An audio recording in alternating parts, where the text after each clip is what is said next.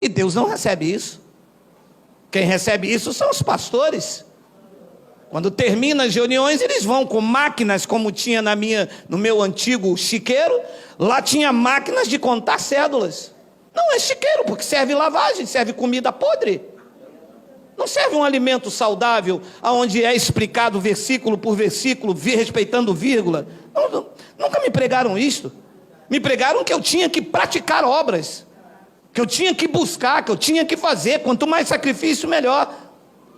E vai me dizer que vive a graça? Não vive a graça, está salvo por ela.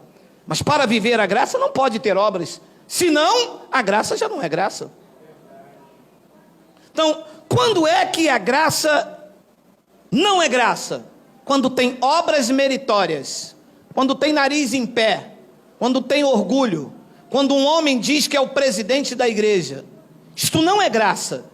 Isto é um sistema religioso cruel que usurpa a glória que pertence ao único e soberano Rei dos Reis e Senhor dos Senhores. O fundador da igreja foi Cristo. Naquele madeiro ele estava fundando a igreja. Naquele madeiro ele estava regenerando a igreja, estava batizando, estava selando e estava libertando todos os oprimidos do cativeiro. Subindo ao alto, ele deu dons. Diz que ele levou o cativeiro e deu dons aos homens. Ele fundou a igreja e ela ninguém destruirá. As portas da morte não podem prevalecer contra a igreja de Cristo, que não são as paredes, são vidas compradas, regeneradas e justificadas por Ele.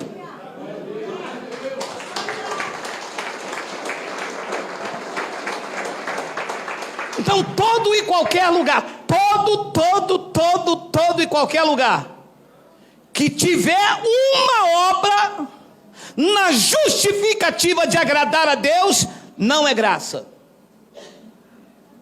Abençoado me disse, lá onde a gente está, o apóstolo prega graça com desgraça, porque um pouco de fermento leveda toda a massa. Pode ter 1 milhão de pessoas lá dentro, 1 milhão de pessoas levedadas, porque tem obras. Mas lá ele prega o dízimo. Mas se o dízimo é uma obra da lei, está lá em Malaquias.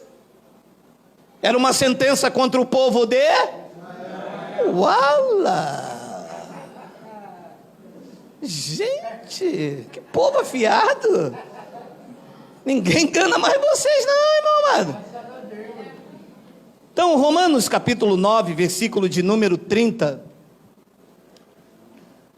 Que diremos, pois, foi Paulo pregar a igreja de Roma, que os gentios que não buscavam a justificação, vieram a alcançá-la.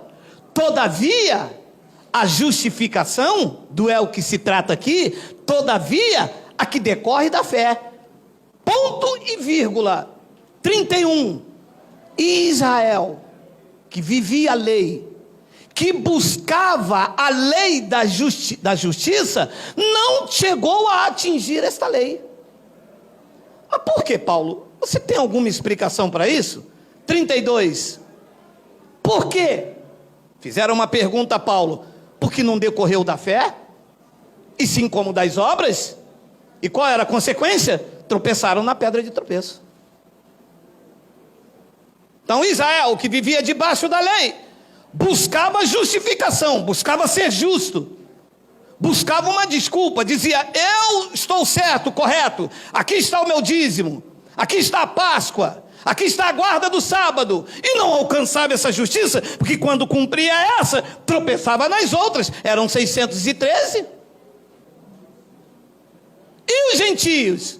Os gentios apenas viveram pela fé, dizendo, Cristo é o meu descanso, Cristo, o Cordeiro Pascual, já foi sacrificado, Cristo em mim é o meu alimento, Cristo, disse Paulo, vocês que não vivem das obras, vivem pela fé, alcançaram a justiça. E os judeus que viveram pelas obras, hoje é dia de guardar o sábado, amanhã a campanha, depois o jejum, o batismo, hoje é dia da Páscoa, agora desce, agora sobe, agora mexe.